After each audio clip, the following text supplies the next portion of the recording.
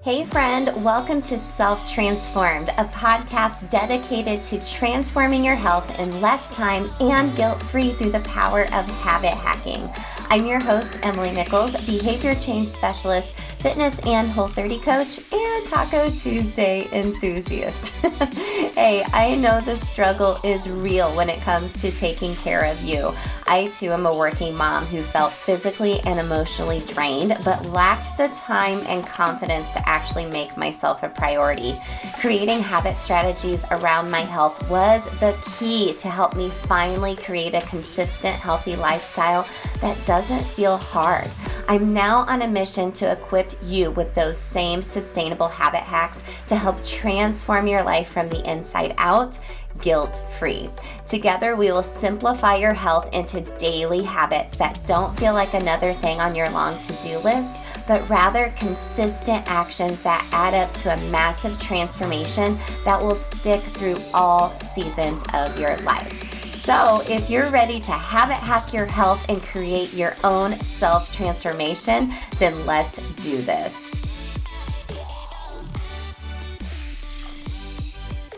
You're listening to episode 160 of Self-Transformed. Hey friend, welcome back to the show.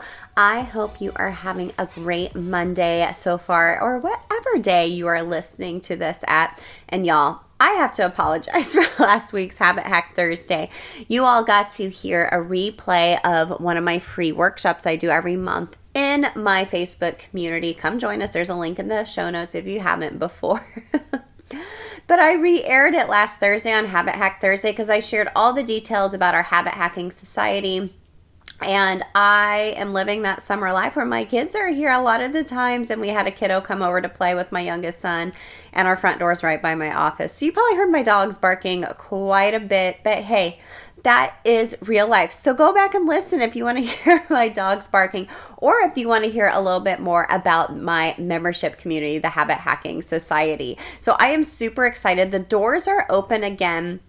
And for the last time for this year for the Habit Hacking Society, they won't open again till the beginning of the year. I like to keep the group pretty intimate and small, and mainly because it's a safe space, but also I'm able to gather a lot of feedback and do more one-on-one interactions with the group for now to be able to grow and customize the group according to what the ladies and the group are asking for. So you might be like, okay, what is the Habit Hacking Society? So this is the best community to help you consistently stay on track with your habits. If you have ever found yourself saying you're always starting and stopping, you know how to be healthy, but you just can't make it work, you feel guilty when you do, you wish you had more time, your family isn't getting the best, you just take a deep breath. You're not alone. You just need some simple, healthy habit resources that actually work in your life. It's not overwhelming, and an accountability community to help lift you up, because you know what? They are feeling it too. You are not alone, friend. So I formed the Habit Hacking Society earlier this year because my clients that were going through my programming, after they were done, they were like, okay, what's next? What's next? How do I keep this accountability up? How do I stay consistent? You know, they come away with a health plan, for example, backed by habit strategy when they do Self-Transform You, but after that, they still need a little bit more accountability. So I created this society to give you that place, and I've done it in a very affordable way as well.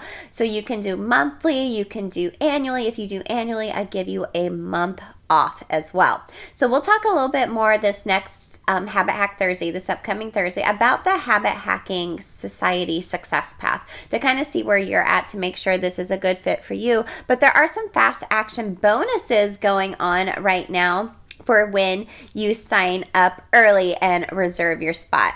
Okay, so let's talk about it. So today, Monday the 18th, Self-Transform You Next Level starts. You can also get Self-Transform You at any time. If you are one of my girls that just enrolled, you are going to automatically get 3 months in the Habit Hacking Society for free.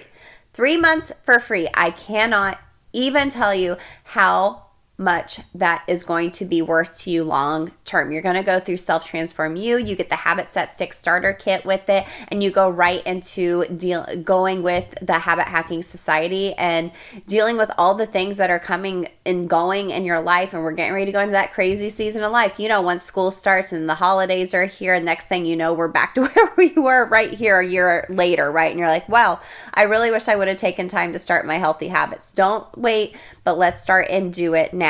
Okay, so those bonuses, like I said, now through today, if you sign up for STU today, you get 3 months of the Habit Hacking Society for free. I'll also throw in an extra habit hacking call if you're doing STU next level with that one-on-one accountability. But also, if you leave a review in iTunes, I'll give you an additional month for free in the Habit Hacking Society. See, all that is up to 4 months free. So amazing. But if STU isn't for you right now, that's okay. Just go ahead and leave a review in iTunes. You have until the 22nd to get that done, to also get a free habit hacking call with me, or up until the 31st when we are getting ready to close the doors at midnight Eastern that day, so we can start with our habit hacking planning party on the 1st of August. You can just leave a review in iTunes and DM me a screenshot or email it to me at coachemilynichols@gmail.com. This is all outlined in the show notes for you as well. And I'll send you the code to get an additional month off of the Habit Hacking Society, whether that's annually or monthly. It's for you. Now, if you are enrolling in STO, we're only doing those 3 extra months. If you're doing annual, but girl, you're going to get so many months off, you might as well do the annual, okay? So you can go to bit.ly/habit hacking society to sign up, get one of those fast action bonuses. If you have any questions, please just email me. I included these bonuses to give you a little extra incentive. If you're like me, sometimes I'm like, oh, should I do this? I kind of feel like I want to. Like, this is your sign. I added these bonuses because sometimes when there's like a sale or bonuses, I'm like, okay, this is my sign that I need to do it. I would love to have you in the Habit Hacking Society. Lock in your rate now, because we'll open again the doors again next year, and I'll probably bump up the price just a little bit. So make sure you do it now, because you're grandfathered in that price forever, ever. Okay. Now, also, if you're not sure how to leave a review, if you're listening on iTunes, you can do it while I'm talking right now. Just go down where it says leave a review, click it, typey up what you like about Self Transformed, leave me 5 stars, take a screenshot and email or DM it to me. Okay? Super simple. Let's talk about today's episode. We are going to talk about losing the chaos and the overwhelm and take back your time. Oh my goodness. When I talk to my clients, their 2 biggest challenges are always, I don't have enough time. And when I do take the time, I feel guilty. So I have been searching, doing some research, and I found the perfect person to come on the show, Anne Dearmon Kornick of the It's About Time podcast. She is a time management coach, and she is going to give you so many great tips to take back your time. You know, we talk about healthy habits and habit strategy within the self-transformed community, but she is going to take this big picture for us, which I think is something that we really need to do. I know you all want to achieve some type of form of balance, and that is personal to you. You want to be able to take care of yourself, which is what I help you do, and you want to focus on what matters the most. But we're just so dang busy, right? And we're going to talk about this more on this Thursday's Habit Hack Thursday as well, because I kind of alluded to this in the episode with Anna.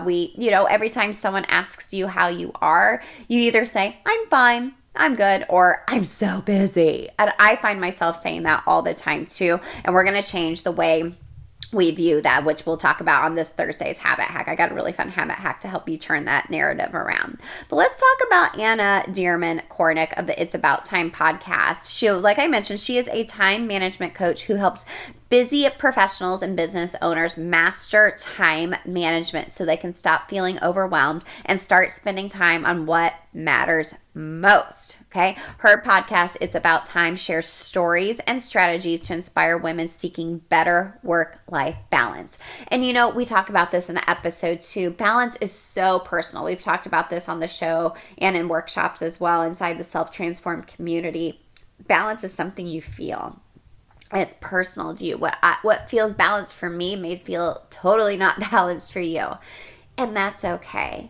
That's okay. I want you to leave this episode feeling empowered and having some action items and strategies to help you take back your time to clear out your head, all the clutter up there. Because, girl, I know I got it too, to help you feel more balanced and to lose that chaos and lose the overwhelm so you can feel empowered and you can not feel guilty for taking care of yourself because you have mastered, well, not mastered, but you have taken control of your time, right? I don't think I've ever mastered time management. That's why I brought Anna on the show. But you're going to feel empowered by taking care of yourself, by taking charge of your time. And y'all, everyone around you is going to get the benefits of that. So get a pen and paper handy. Maybe get your planner, take some voice notes, some notes in your phone, whatever works best for you. Just make sure it's a place that you're going to refer to. We're going to allude to this in the episode, and make sure you stick around to the end where I will be sharing my 3 biggest takeaways from this conversation with Anne Dearmon Kornick of the It's About Time podcast. Let's go. Okie dokie, gang. Thank you so much for tuning back into Self Transformed. I am so excited to have this conversation all around time management, making more time and doing it in a simple way that fits into your busy life with Anne Dearmon Kornick of the It's About Time podcast. Anna, thank you so much for coming on the show. Well, thank you so much for having me. I am so honored. Oh, my favorite thing in the world is pretty much talking to other podcasters, because I feel like we could just go on and on and on because we're so passionate about whatever our zone of genius is. And I'm so excited to just talk about time today. For sure. Yeah, let's do it. Okay. Well, the first question I ask every guest, Anna, is what comes to mind when you hear the phrase self-transformed? I love the phrase self-transformed because for me, I hear that you are stepping up and you are owning the change that you want to make. And you aren't just going to sit back and wait for someone else to tell you how to do it or do it for you. Self-transformation is taking a stand and owning who you are and who you want to be. I love that word ownership, like owning the change and being open to it. You know, so many times change is so uncomfortable, but a lot of times when you just own it, you know, and take the tools like podcasters like you and I put out there and put it into your own tool belt and implement it into your own life, that's where you take that ownership into the self-transformed, right? Yeah. Love it, love it, love it. Okay. I love asking that question because I get a different answer every time. I love it so much. Makes my heart so happy. Well, Anna, let's talk about your own story, kind of leaning into your own transformation story, where we can kind of learn a little bit more about you and what you do and who you are today and pretty much your life circumstances that have brought you to who you are today. So let's get to know you a little bit. Yeah. So I love going all the way back to the beginning of my career back in, I guess it was 2008, 2009, fresh out of college. My very first job was as a scheduler to a United States congressman. So it's always so funny to look back because I'm a time management coach now. And literally my first big job was managing time for one of the, you could say one of the busiest people in the country with one of the most hectic, demanding schedules who somehow had to be everywhere at once. So here I am, a brand new professional trying to learn my way around time management while also sitting in front of an Outlook calendar for what felt like 10 to 12 hours a day, fielding hundreds of meeting requests from constituents back in the district and from lobbyists based in DC and from people flying in from all over the country. Not to mention, my boss was the first Vietnamese congressman in the history of the United States. And so that came with it so many more international demands. And it was a lot, let me tell you. Wow. And it was definitely a baptism by fire kind of situation. Sink or swim, get in and figure it out. And I'm so grateful for that experience. But so I'm a Louisiana girl. I'm born and raised in North Louisiana. Now I live right outside of New Orleans. And Louisiana is known for its amazing food. Okay. My favorites are boiled crawfish and shrimp creole and etouffee and gumbo and all of those good Louisiana foods. And, you know, you just can't get boiled crawfish or really good gumbo whenever you want up in DC. Plus, I realized I missed my grandmother. I missed being able to see my family whenever I wanted. So I packed up and moved back home down to Louisiana, where I kicked off a 10-year career in the 24/7 world of crisis communications and government affairs. My. Every day was order to be made out of chaos and a crisis to be managed. Some of the different projects I worked on, everything from oil spills, plant explosions, floods, droughts, hurricanes, tornadoes, nonprofit embezzlement schemes, universities on the brink of financial collapse, you name it. And I have probably escorted someone down a back freight elevator into a side alley in order to avoid TV cameras waiting outside. Like literally, that was my life. And as you can imagine, that 24/7 lifestyle of being there for my clients in their darkest times of need over and over and always. And on weekends, I started missing really important life events. I had to miss my stepdad's 70th birthday party for a work event, a work issue. I missed friends' baby showers. I was having to step out of dinners. I wasn't living life. I was living work. And everything started to change for the worse. My health was not in a good place. My relationships were crumbling. I was incredibly unhappy. And all of a sudden, I realized that I was now the crisis that had to be managed. And so after one too many days crying in the stairwell on the way up to my windowless office, I knew that something had to change in a big way. And you could say that this was the first glimmers of self-transformation started to happen for me, because I recognized and I realized that I was the only person who could take myself out of this burnout. No one else was going to do it for me. No one else was going to set boundaries. No one else was going to help me find a job or create a business that was not in a toxic environment. And so I walked away from what you would say is a pretty cool, prestigious, sexy sounding job doing crisis. And the trial and error began. That messy part of self-transformation where you don't really know what's up ahead, but you know that you have to keep going. And so I, in an effort to figure things out, read everything I could about time management and productivity and work-life balance, just trying to get a handle on things. I discovered coaching and the power of working with a coach.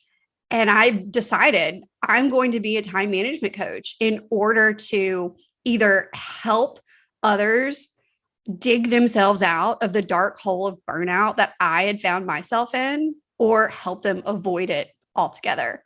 And so now that's my mission as a time management coach and host of It's About Time. I'm on a mission to help busy professionals and business owners, really specifically women, stop feeling overwhelmed and start spending time on what matters most. It is so possible. And I am proof that anyone can do it. I wasn't born some amazing time management master. I had to trial and error and figure out what works for me myself. Totally. Oh my goodness. I love your story so much. I feel like we are always on a journey to figuring out who we're supposed to be and who we're supposed to help by our own trial and errors and like the messiness going through it. When you're in the thick of it, it's like, why am I going through this? What am I supposed to be doing? And, I'm sure 15 plus years ago, you would never thought like, oh, I have a podcast and I'm helping people manage their time. I mean, It's amazing, like the way God kind of leads us down these paths, but It's interesting though, that you started as a scheduler for probably one of the busiest, managing that kind of schedule, like you said, probably equipped you well to just manage any schedule from there on out. It does blow my mind when I look back and I think on how everything connects. Oh my goodness. Well, let's get into this a little bit. I want to hear all the tips from you. I know we were kind of talking before we hit record. The two biggest challenges I hear from my audience when we're talking about implementing healthy habits is usually time, and then guilt sometimes for taking the time for ourselves. Or when you're having a conversation, especially with another woman, it's always like, how are you? How are things? And their first response is always, I'm so busy. I'm so busy. I'm like, no, really, how are you? Not like, how, crazy do you feel right now? And I'm wondering from you, why do you feel like women in particular, we are just spread so thin and there's never enough time, and we just feel like our schedules are out of control? Why do you feel like that's just how it is right now? And I'm sure a lot of women relating are like, yes, that sounds like me as well. Yeah, yes, it is so incredibly common to just feel stretched so thin, to feel completely scatterbrained, and to just end your days feeling like you were busy, you were constantly moving, but oh my gosh, what did I do today? Right. And I still have so much to do tomorrow. And I wish I could say that there was this one thing, that this one reason, this one cause, so that we could just attack that one thing and fix it. And then we'll all have, better, more laid back, chill lives. But when it comes down to it, it's a combination of things. And it really starts with the fact that most of us really hate saying no. And we hate saying no for a lot of different reasons. Some of us don't like to say no because we're afraid of letting others down. Some of us don't like to say no because we're afraid that if we say no to an opportunity, that saying no to that opportunity could somehow result in less money or less prestige or like less future opportunities. And so some of us say yes when we want to say no because of that guilt that we feel. We feel like we're not showing up as a mom the way that we want to, the way that we really want to. So we say yes to things in order to kind of put a Band-Aid on it and say, well, I feel like I'm not spending as much quality time with my kids, so let me sign up to make cupcakes for XYZ, even though I have a huge meeting the next day. We put all this stress on ourselves because for different reasons, and we all have unique reasons for saying yes to everything. And so really that's the first thing, is that we a lot of us really just hate to limit our possibilities and our opportunities. But the thing is that when we say yes to everything, whether it's out of guilt or out of fear that we'll miss out, what you're doing is you're diluting the things that you've said yes to that are actually really good quality, life-changing, self-transforming things, because you're not able to dedicate the time and energy when you are spread so thin. And I mean, I'm not telling you guys anything that you don't know, but that's really the first thing, is that we don't want to limit our opportunities, or we don't want to say no. So we have too much on our plates. And the next thing we know, we look at our calendar and we're like, what is all of this stuff? And we realize that the pages of our calendar are filled with other people's priorities because we've said yes to other people instead of saying yes to ourselves. So that's really the first piece of the puzzle. The second piece of the puzzle is that we don't have a system. And I feel like the word system can feel kind of like, it's like, I don't know. Yeah. The word system reminds me of the color gray. It just sounds really boring. Like, oh, I have a system. But it's really having a method for yourself of keeping track of all the things. I mean, that's really all it is, a method of keeping track of all the things. And so what ends up happening is that we either try to keep everything that's going on in our heads. We tell ourselves, I'm not going to write that down. I'll just remember it, or I'll just, and that's not going to happen. Like our brains are actually, our short-term memory, the way that our brains are built, we are not made to hold on to lots of different pieces of information. And so what ends up happening is that our brain has a preference for things that are unfinished. And so if there is something outstanding, like we know that, oh, I really need to sign that permission slip, or I really need to make that doctor's appointment for myself, we'll continue having it cycle through our heads over and over again until it's complete. And it drives us crazy. And this is why we feel scatterbrained. But the solution to that is getting it out of your head and capturing it somewhere. Usually I'd say getting it out of your head and onto paper, but that's not always the answer either, because if you remember something or you think of something like, oh, we need more light bulbs, or oh, I need to get a card for my mom's birthday, and you write it down on whatever scrap of paper is closest to you, the next thing you know, you've got 3 notebooks, you've got screenshots in your photo album, Post-its everywhere. You've got 37 Post-it notes everywhere, and you've got a bunch of random phone notes. And that doesn't help anything either, because then your brain is going into overdrive, trying to remember all the things and trying to remember where you put things. Like, where did I write that down? Where did I write down that phone number or that thing or whatever? And then you feel crazy. So in order to combat that all over the place scatterbrained feeling, I really challenge you to find one place for your calendar to live. You know, a lot of us are digital calendar people. Some of us are paper planner people. And then some of us like both. Yep. Me. Yeah. So it's like both. And there's definitely, you know, a time and place for both, but you have to make sure that if you are using both, that you are, one, not duplicating your efforts to the point of wasting your time. And second, that you are not constantly like, wait, okay, so it's over here. Is it in my paper planner? Or let me write that in my paper planner. Oh, wait, but is it reflected in my digital calendar? Because that's going to create even more worry. So where a system comes in is having, maybe you have a reminder set on your phone every day at 4:45 that says, check the calendars. So you just make sure that everything is set.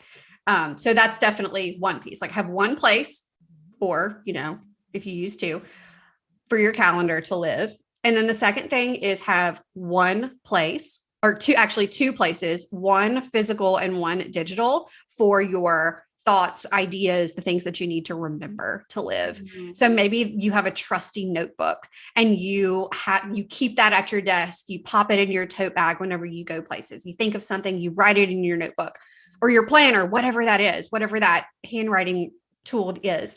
But we're on the go so much. And we move so fast that having a digital capture tool, a place to put those ideas, the same place every time, and that's the key, is the same place every time, is going to help with that scatterbrained feeling, because you're not going to feel like, okay, did I take a screenshot of that, or did I put it in my notes, or did I put it in the calendar? Because when you know that you're going to the same place every time, it gives your brain a rest so that you can think about other things. Yeah, that's totally the thing, Anna. Is I feel like I keep saying this over and over, like we have so many tabs open in our head, right? Mm-hmm. On our laptop and like figuratively in our heads. And to close them out by having some type of system in place, it leaves you feeling less scatterbrained. And there's such a mental load we carry, especially as working moms. A lot of times, like we're managing the home and we're managing our careers and all the other things that go with that. Having a system in place. Now, I know for me, like I said, I use both. I use digital and I use paper because I love the beauty of writing things down and having it visually. And I like the beauty of having digital reminders to tell me like, hey, it's time to do this, or this appointment is coming up as well. Because if I write it down in my calendar, it's not necessarily me. I'm going to remember at noon, I need to do this thing. Right. But like you said, it's getting it out and having a system in place. So you aren't having all of those Post-it notes everywhere. You're not doing this, you're not doing that. But also, I know you have a method that you follow even further deeper into this. I love the idea of having a system. I'm the type of person where, like, I love time blocking. I love having my habits in place and having my habit strategies. But also, I like having a lot of flexibility in my schedule, because sometimes I'm not very a type A person. So having like everything very regimented for me feels like constricting. Some people like thrive off of that. Yeah. But I know you have a system called the HEART method, which I love that so much. Can you kind of dig into that a little bit deeper for us as far as what that means? And I love a good acronym. Everyone knows I have the taco method that we talk about. I love that in our community as well. But can you explain the HEART method a little bit for us? I think this is so fun. Sure. And I'll tell you, whenever I realized that all of the most important like elements to living your best life, because that's what the HEART method is. And I'll share with you what each letter means in just a bit. But I was really in research mode a couple of years ago. I was reading just so many different books and just trying to understand for myself how I could take all of the different books and philosophies and methods that were out there and make sense of them, because there are so many and there are conflicting ones, and what works for one person isn't always going to work for you. You can't just copy and paste and expect it to work out automatically or immediately. And I was in bed, actually in our guest room. My husband had a stomach virus at the time. And so I was in our guest room away from him, staying up late reading. And I was reading a book that talked about how important it was to manage your attention and your energy and your time. And I was thinking, but there's more to it than that.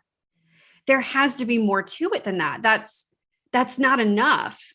And I thought, what about habits? Like, what about rest? Like, how does rest and recharge and the good things in life, how does that fit in?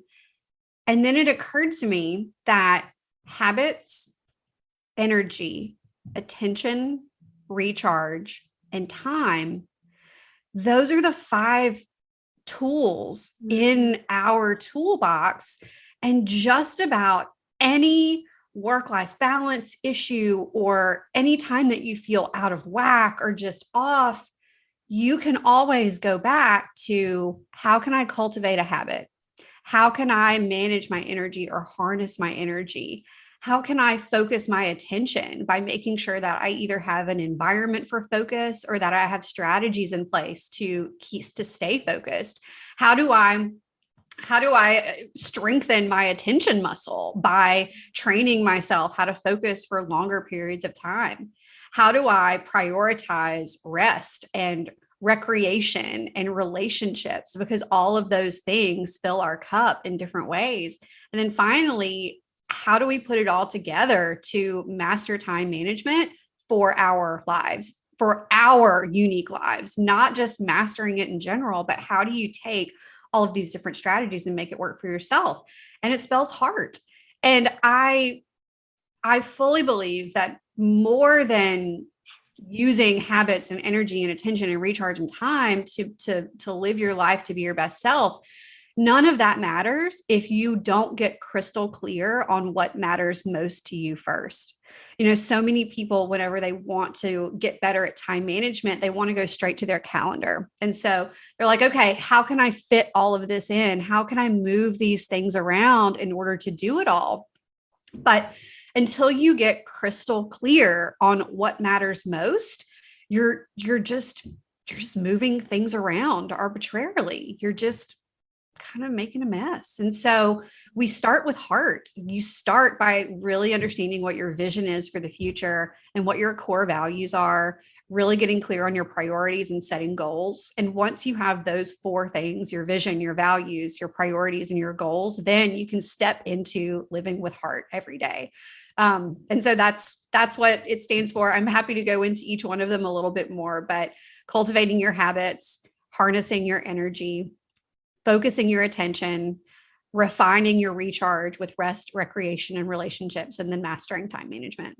I love it so much because it's not just about like, oh, here's how to manage your to-do list. Here's how to use a scheduling tool. Those things are important maybe when it comes to the time aspect, but reading that in a book by, some guy or whatever versus a busy working mom, okay, that's great, but how do I really make that work in my life? Taking these tools and really harnessing your energy and what habits are really giving you energy and where do you want your attention? Do you want it on your family? Like you mentioned earlier, like you said, you were living work, you weren't living life. And I feel like a lot of times we're just living by our to-do list, day by day. And, sometimes I think as women, we thrive by managing the household or managing look at all we did, or sometimes we don't allow that help to come into play because we're like, well, it'll take too long for me to explain it to whoever. And so I just do it all. Yes. And that's when you just feel so depleted. So I love going back to the heart of the matter and just thinking about those things first, not necessarily, okay, how can I cram more into my schedule to feel more productive when actually you're not being very productive at all. Yes, exactly. Because when okay, look, in the next year, I want to be someone who does yoga every morning. Sure. And in the next year, I want to be someone who plans fun activities for my kids on the weekends. Like we not just living in default mode of cartoons and whatever, like planning those activities. And I want to be someone who has a regular date night with my husband. Like those are aspects of a vision. Like that is who you want to become. That is owning that self-transformation, that after a period of time, I want those things to be a part of my identity.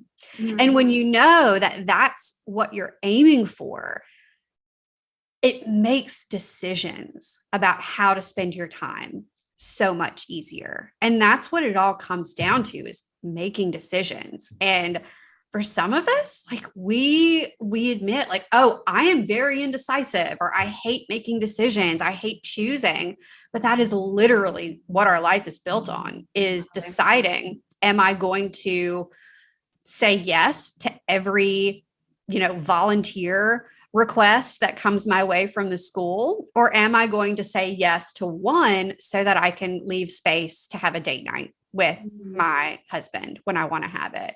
Or am I going to say yes to yoga, in the mornings before my family wakes up, so that I can also say yes to stepping into my day feeling calm and prepared? Totally. I love you. It's like who you want to be. It's not what you do, it's who you want to be. And then those habits or action, own up to like, okay, this is who I want to be. And a lot of times we're not stepping into that for sure.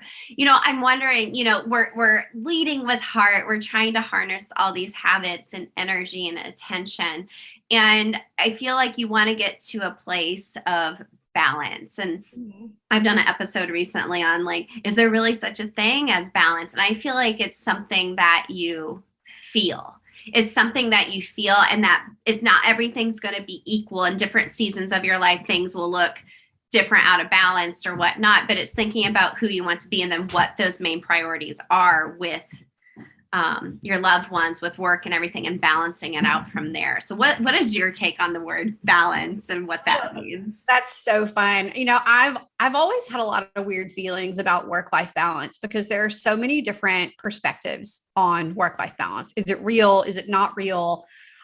So many of my podcast guests have said, I don't believe in work-life balance. I believe in work-life harmony, or I believe in work-life rhythm. And I love when people have their own flavor of work-life balance, because again, that means that they are owning what that means to them. They have a personal definition for what work-life balance means for them.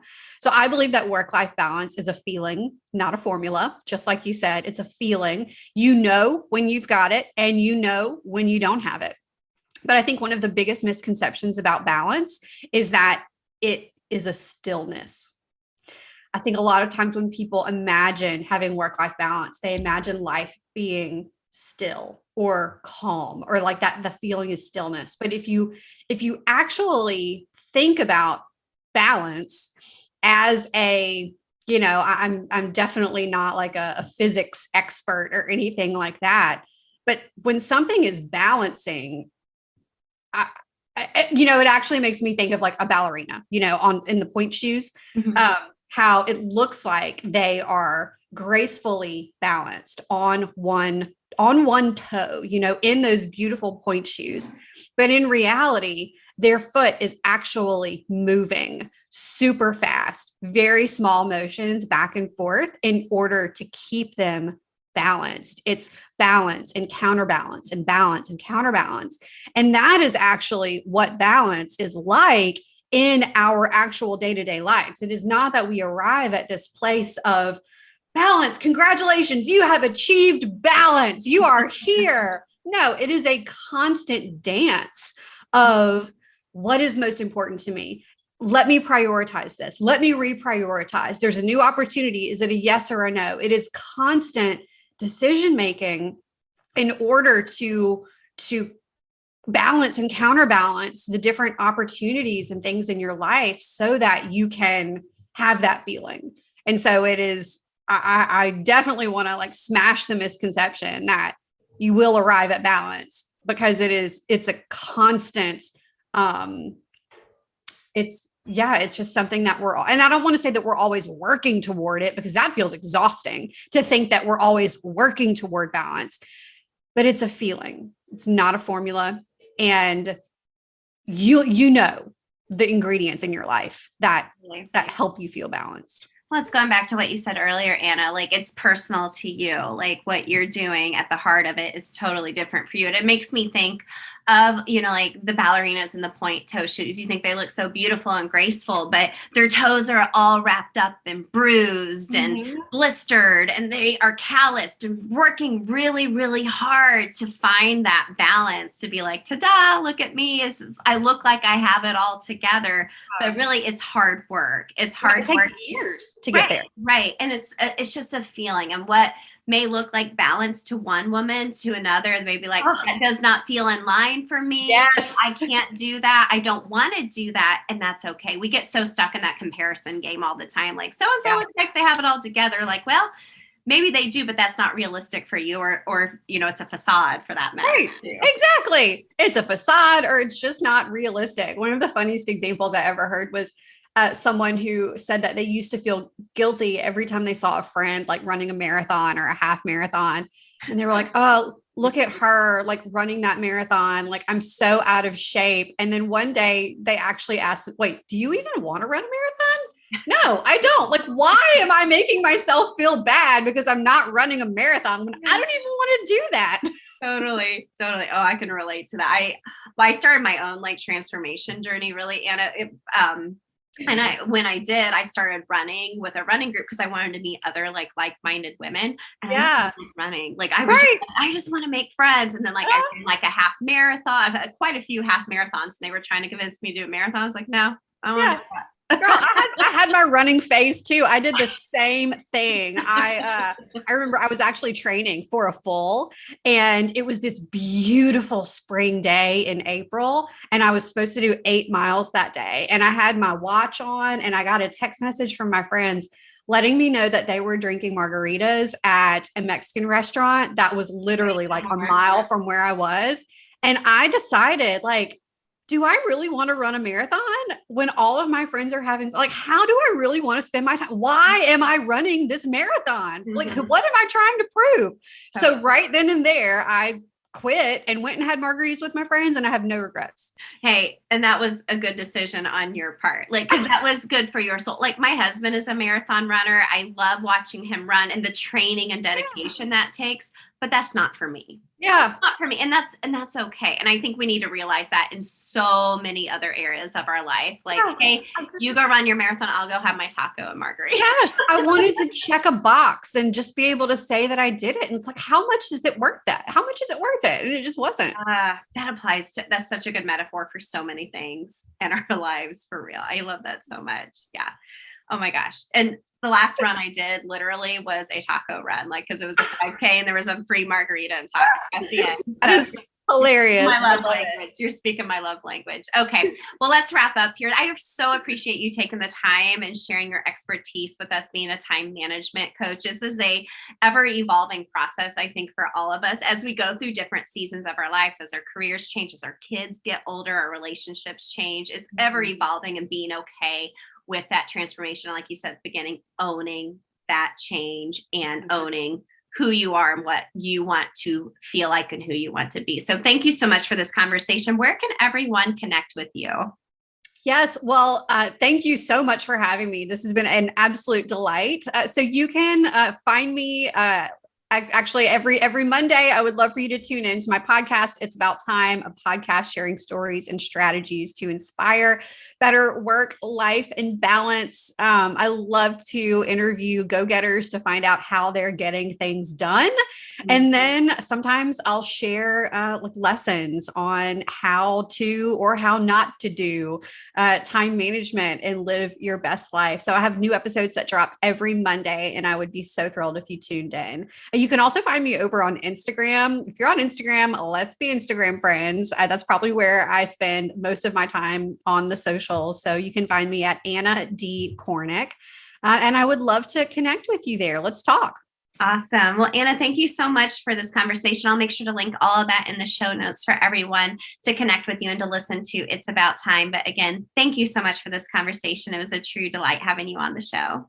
Thank you. Anna, thank you so very much for this conversation. And y'all make sure to go check out the It's About Time podcast. I'll be featured on an upcoming episode as well, talking about what else habit hacking your health. Okay, you got your pen and paper handy. Let's talk about a few more notes. The cliff notes, as you will, or my 3 biggest takeaways of my conversation with Anne Dearmon Kornick. So, number 1, most of us hate saying no. Oh my goodness. As I have gotten older, I love saying no and staying home. Like, what is that? There's FOMO and there's JOMO, the joy of missing out. Oh, it made me think of that when, saying no, but I would have never done that in the past. It's all about setting boundaries, right? Saying no. I'm actually reading right now, it's not coming out to this fall, the book of Boundaries by Melissa Urban, the founder of the Whole 30. I got early access to the book and I'm really loving digging into that and the simple conversations that can be had that don't seem so simple in our heads when we just want to say no, right? We're always afraid, like Anna mentioned, of letting others down, or maybe just maybe we're passing up on an opportunity, maybe not an opportunity right now, but a future opportunity, or less money or less prestige long-term, especially when it comes to work, right? And then we might find ourselves in a pickle later where we're feeling super overwhelmed by taking on maybe a job that wasn't meant for us at that time. So, like she said, when we keep saying yes to everything, we're diluting the things that actually matter. You can't dedicate your time or energy to your health or your family because you have said yes to everything else that maybe doesn't matter as much, okay? So, start saying no. Set some boundaries. The more you practice this habit, and yes, it is a habit, the more you practice it, even say it out loud, practice saying no thank you and letting that be a full sentence, it'll become easier over time because then you'll see that added benefit of it. So set some boundaries and practice saying no. Number 2, we don't have a system in place. Oh my goodness. I feel like this is the year I finally have been consistent with a system. Now, I still have to reel myself in because I do love like a really nice Sharpie, like usually like in a pink color and like a yellow Post-it, and just writing like my top 3 things I need to get done today. And I usually stick that on my laptop to help me stay focused. Now that's fine, but I use a paper planner and my Google Calendar. I've always used that. I've been the most consistent with my paper calendar this year, and it's really helped me stay more in control of my time. It's helped me kind of theme my day so I know what's coming each day, just because being an entrepreneur and working for yourself, sometimes your productivity can tank because there's no one looking over your shoulder like, hey, get back to work and stop scrolling TikTok looking at funny dog videos. But you have to have a system. You got to get it all out of your head, like Anna mentioned. So if there's something outstanding, like when she was talking about this, it's like, yes, I feel this. So we'll continue having it cycle through our heads until it's done. And that's why we feel scatterbrained all the time. We have all those tabs open like we talk about so much here on this show. You're always constantly in the back of your head, oh, I still got to get this done. Oh, and I got to do this. No, I got to do that. Doesn't it feel good just to get it out of your head and then actually do the thing? Or, when you're writing it down or putting it in different places, you're like, where did it go? And that's one other thing to put in your head. So find one place for your calendar. Like I said, I personally like my Google Calendar and my paper calendar. Those are the only 2 places I use, and I use them interchangeably. And you literally, like, my paper calendar is kind of like for my own mental health. I really enjoy writing it out and using different colored pens. We've talked about that on the show. But a bonus tip for you is I always make a habit to do it every Friday around 3 p.m. at the end of my day.